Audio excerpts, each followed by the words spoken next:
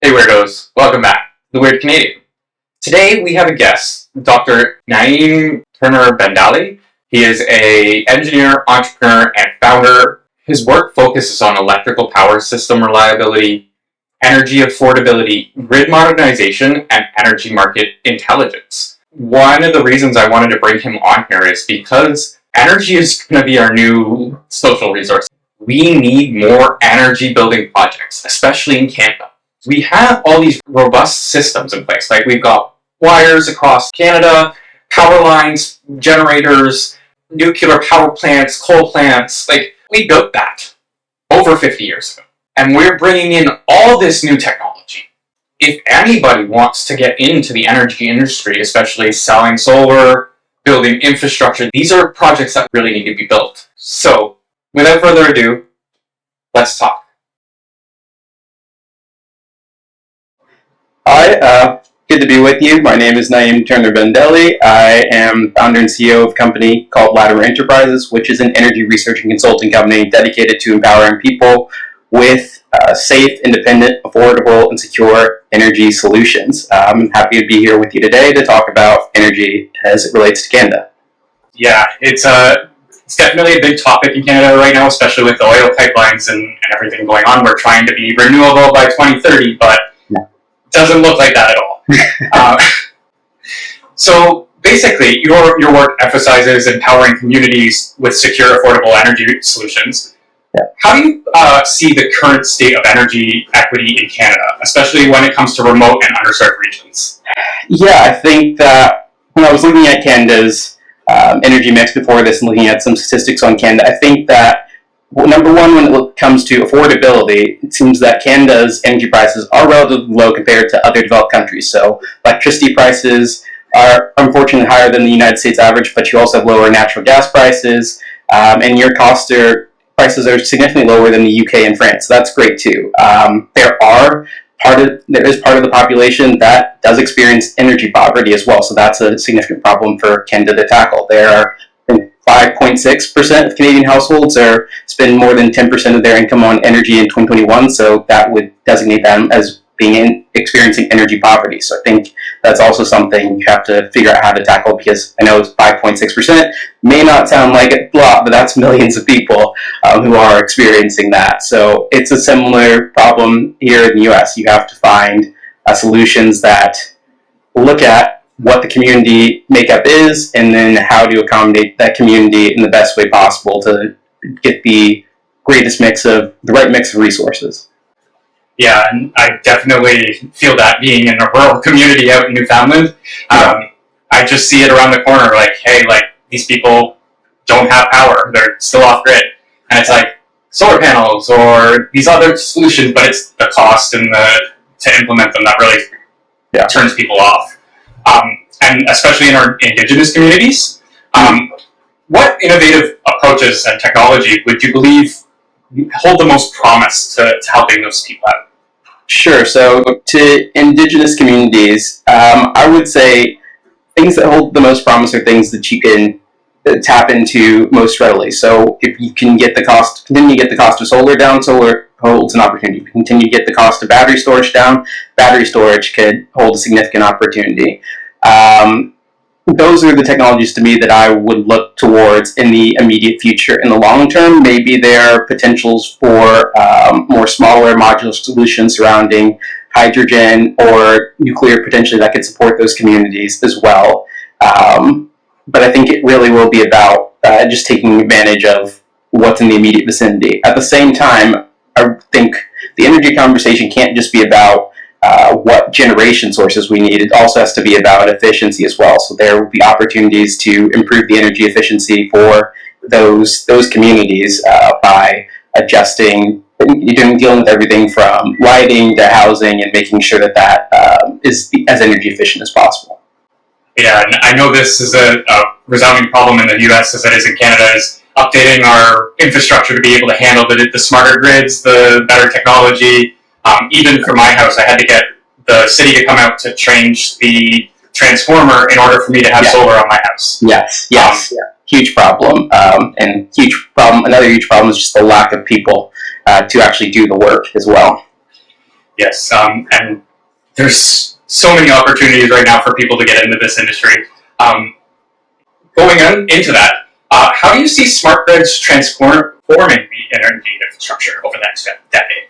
Yeah, so I guess it depends on your definition of smart grid. So the predominant definition that I think we as an industry have gone with these days is that it is our traditional power grid, which encompasses generation, transmission, and distribution. So it's subdivided into 3 sections. That all is equipped with sensors, and then those sensors are communicating over the internet, and then we're able to take advantage of that by doing advanced data analysis and machine learning and all of the other hot buzz topics you want to talk about. So when you think about the smart grid, I think there are a number of big opportunities. They're in part hampered by the infrastructure challenges, by issues with supply chains. You talked about having to get a new transformer. Well, transformers are in short supply globally, so that's a problem. That's a big obstacle to a smarter grid. I think, but I think the opportunities, if we can pull them off, would be significant. Being able to control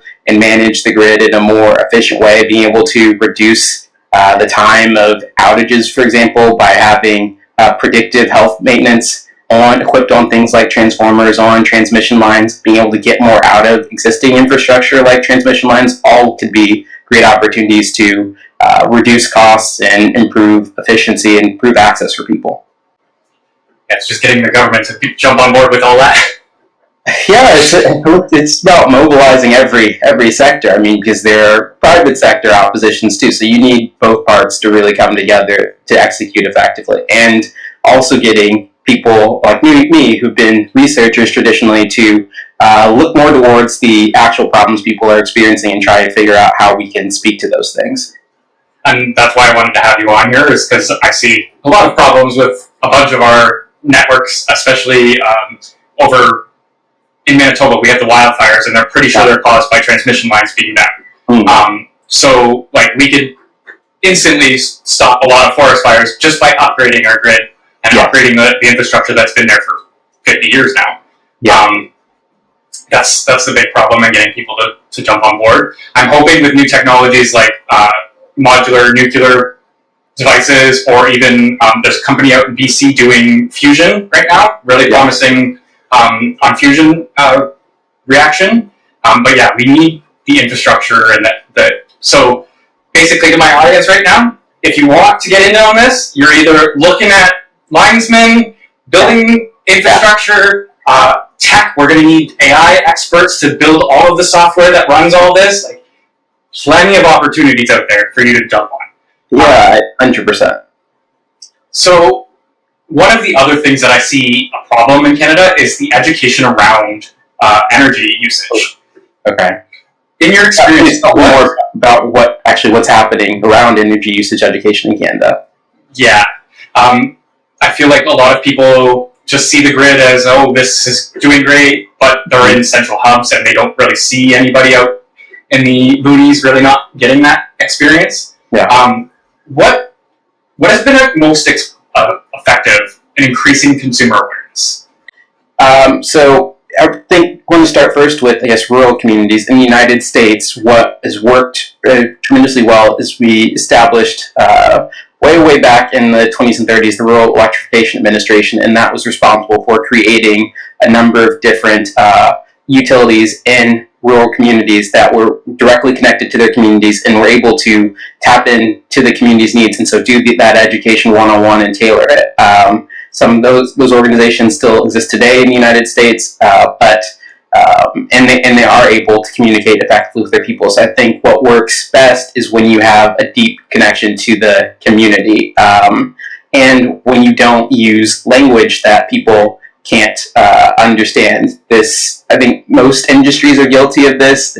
We come up with technical jargon, and then at a certain point we stop defining what those things are, and then the jargon becomes embroiled with definitions of other jargon, and so it becomes increasingly confusing. I think to improve education, we also do just have to stop treating the grid as a solved problem. It's been treated as a solved problem essentially since, let's say, the mid-'80s and '90s, when we stopped, in the United States at least, stopped having educational programs, particularly at the collegiate level, the undergraduate level, that were tailored to energy and electricity, because computing was more interesting. So there are a number of things that we can do to improve that education by bringing those programs back, by having STEM education programs for youth that can also tailor in energy-specific modules, and yeah, just being more in touch with communities' needs.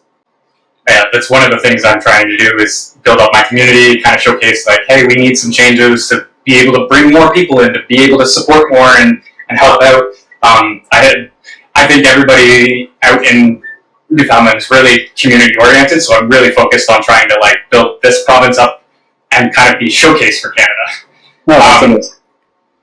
In Canada, we actually have the potential phase out of the Energy Start program, which basically saves, or it's like a labeling system on our equipment that says, yeah. Okay.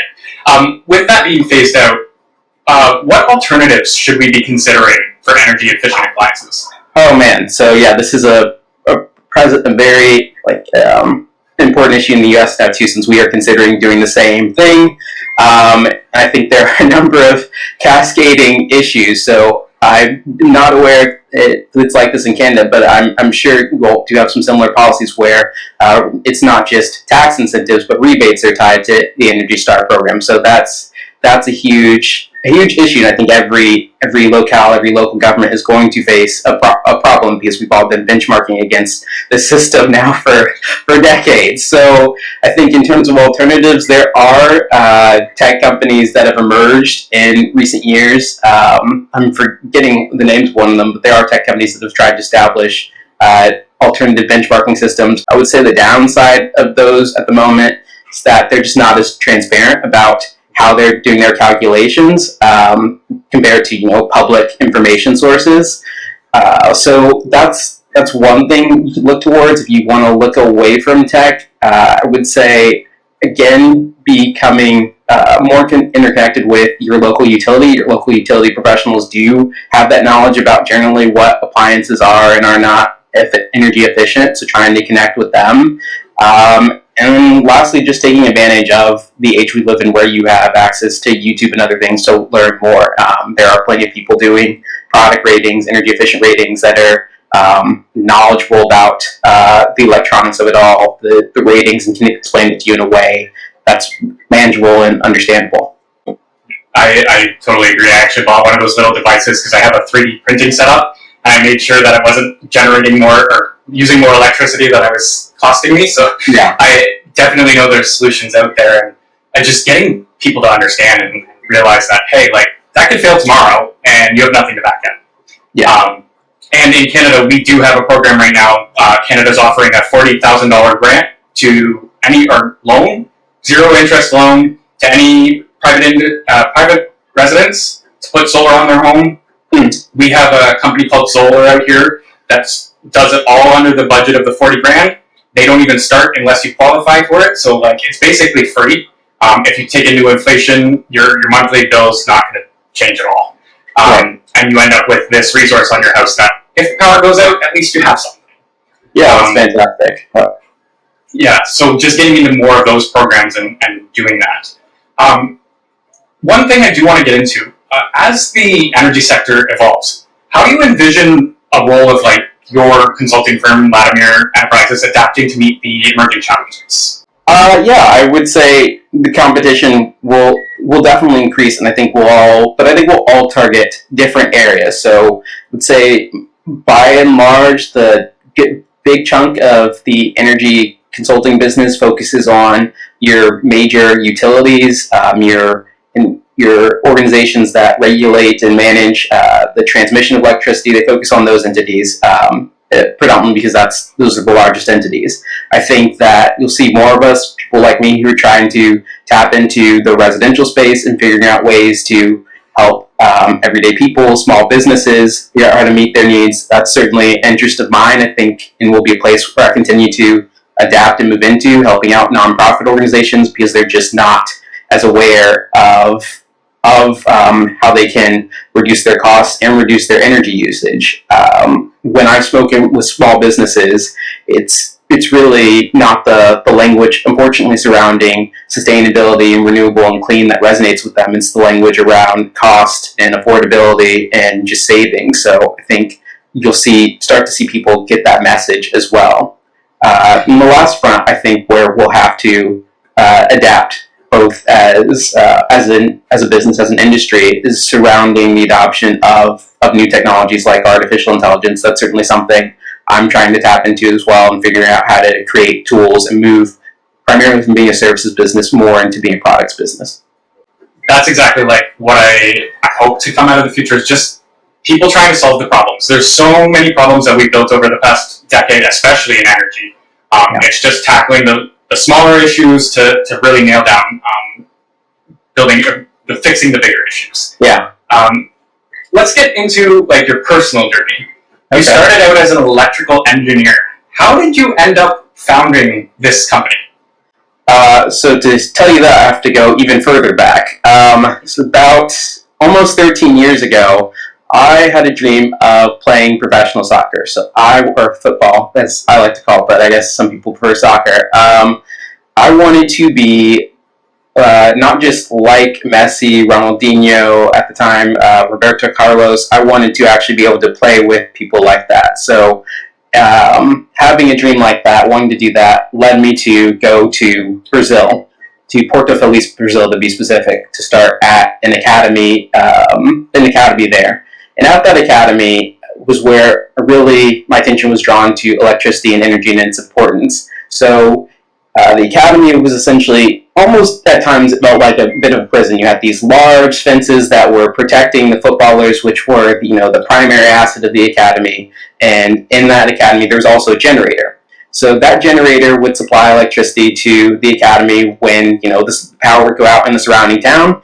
And but also the opposite would happen too. The reverse would happen, where the surrounding town would have power, and then the academy's generator would give out, and it would not have power. So experiencing that on a pretty frequent basis, at least weekly, there would be issues surrounding that, and preventing me from being able to communicate to friends and family back home, drew my attention to the importance of disparities in energy and electricity access. And so after I eventually returned to the US, because I got a concussion, which required me to stop playing soccer altogether, I decided that I wanted to figure out, how do I get more involved in these issues? How can I, eventually that led me to, how can I start my own company? And so the steps to building towards that, I knew that first and foremost I had to develop some basic understanding of electricity and energy.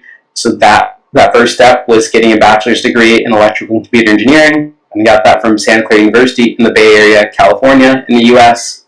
Then I knew at the same time I needed to develop some form of expertise. I needed to know what it took to innovate, to research, and to put in that work. And so that led me to go on and get a PhD in electrical and computer engineering at Carnegie Mellon University, where my focus was on doing electricity systems research. And the last piece to building that company was to develop some level of business acumen, because you simply cannot run a company, or at least run a company well, without an understanding of how to actually run it as a business. So that led me to go get my Master's of Business Administration at NYU most recently, in order to build that company. So the company was established in May 2024, and yeah, that's how I got to this place now. That's just an amazing journey. Sucks that you had to give up your soccer dream, but at least you found something that's equally as, I assume, equally as passionate about. Yeah, I would say equally, if not more. I still love it, love the sport, but I mean, this is drives my curiosity, my interest, my passion on a daily basis. Always have ideas, always excited to tackle the big challenges here. So I think that keeps me going. It's why I keep on doing this. It's just, I love learning information, and I just like talking to people. Like, even if I wasn't to post this online, I'd still love just this, because I get to learn so much about what's going on. I'm just crazy curious. Oh, I love that. I do want to ask you, I just recently heard of a technology out in Australia, the sand battery. Is that technology, I don't know if you know much about it, but is that technology able to be transported to like a colder climate? I don't actually know much about it, but can you tell me a bit more? I might be able to fill in that. Yeah, so apparently, I'm just trying to remember what I heard on the internet. They've created this new technology in Australia. It's basically a giant silo filled with sand, and what they do is they pump in the heat from energy production into the sand battery, and then it basically uses the heat from the sand to generate the electricity needed over time. Yeah. Okay. I was curious because I understand how it works, but I didn't understand if a whole climate would cause that to be obsolete or not work in the same way. That's a good question. So I assume it's some sort of thermoelectric process, which means you need some sort of temperature differential. I would guess that if you could put it in an area that where the temperature difference could be maintained enough, it could work in a cooler climate. But I mean, it would depend on just how well you control that environment. I just love the new technologies coming out. People even when I said the fusion breakthroughs, I'm following those because we're really seeing technology coming together for what we need it for instead of us working towards it. Don't think I have anything else, although I do want to give you a story on my side. Yeah, please. To relate to getting people to understand. We're getting solar on my roof, but me and my partner had just a headbutt on it because all she saw was 40 grand up front, and all I saw was a 0% interest loan over 10 years. And she's like, but I don't understand. We're paying 40 grand. And I'm like, no. We're paying $400 every month. Yeah. We're already paying that in electricity as is. Yeah. So for the next 10 years, our electricity bill doesn't go up. It doesn't change. We have electricity if there is no electricity. Yeah. And we have this resource on our roof that actually gives us more asset on our asset. Cool. So just kind of the story of some people really only see what's in front of you and others are looking to the future. Yeah, I think that's a really great story. I love that you were able to convince your partner. It's definitely a challenge, and I think the residential solar market is also experiencing its own set of challenges as a result of that level of confusion, and also there are some business challenges. I think where we could look towards is being able to do more community solar and coming up with structures in which everybody, larger percentage of that population community can benefit. I mean, you can spread those costs more equitably. So I think that's definitely something to look towards in the future as well. I definitely hope that my town can start implementing some of these things, especially out on an island. We have a hard enough time getting electricity out here, so... Yeah, I can imagine. So we're coming up to the end. I'll just give you the last few minutes to plug anything you'd like or talk about any topics we missed or you'd like to talk about. Well, I'd actually like to ask you something. So, in preparation for this, I've been looking into what's happening with Alberta and their push for, some people's push for some sort of secession movement. And given that Alberta represents such a significant portion of the GDP, of Canada's GDP from energy, I was just wondering what you're feeling right now, what you're thinking about that. Very scared. So I completely understand wanting to separate. Every province has the exact same problem as Alberta. It's just Alberta's the loudest. We're all suffering on our services. Our healthcare is going to crumbles. Our government's no longer helping us because they can't. Every system we have in place that services Canada is too big to fail, and that's a problem. Mm. Everything is built into processes and consulting. I guarantee you, if the government sat down and did a full audit of every government we have, there's a 40% chance, or 40% we could save in tax dollars. I guarantee 40% at least. Just based on my own experience in the government, understanding the financial aspects and what taxes we're putting out. It's just getting people to understand that. And my fear for it is because I live in Newfoundland, we are very heavily oil. Half our province or 80% of our province is off-road. There are no electric off-road vehicles right now to even give the adventure that we currently have, the mobility. And yeah, it just kind of cuts us off from a lot of we're going to have to more expensive gas, and nobody's really seeing that. So I'm advocating for them to stay, but also understanding that they're suffering as well. It's not just a problem that they only experience. It's everybody, and it's just getting people to agree and see that. Well, we have different provinces. It all comes down to the same problems. Oh wow, that's so interesting. Thank you for giving me that insight. You just made me think of one other thing. So, given that you're essentially on an island, another thing that I'm looking towards, another technology that I'm interested in, on the similar boat as the sand battery that you're mentioning, is seeing if we can advance Stirling engines. So, Stirling engines also operate off of temperature difference in order to eventually produce electricity. And so there has been some more recent work on trying to figure out how to commercialize those, manufacture those, and make those smaller. And so those certainly could be an option in the future, in the long-term future, because it needs to rely on a temperature difference. And in the case of a Stirling engine, it's not necessarily just heat. You could also do it off of cold and a cooler climate as well. So that's something I think, like in the long term, if we can figure out how to do things like that, could help places like where you live. That sounds awesome. I really wish we didn't just promote the natural gas pipeline that we're promoting now instead. Because I'm all for renewable energy. I hate being on gas as much as I rely on it. But I really do think we're seeing a turn, and I think sustainable energy is just going to outshine oil. It's just getting us to that point so that we can stop arguing about energy. Anyways, this was awesome. Thank you very much for coming on. Where can people reach you? Yeah, this has been great.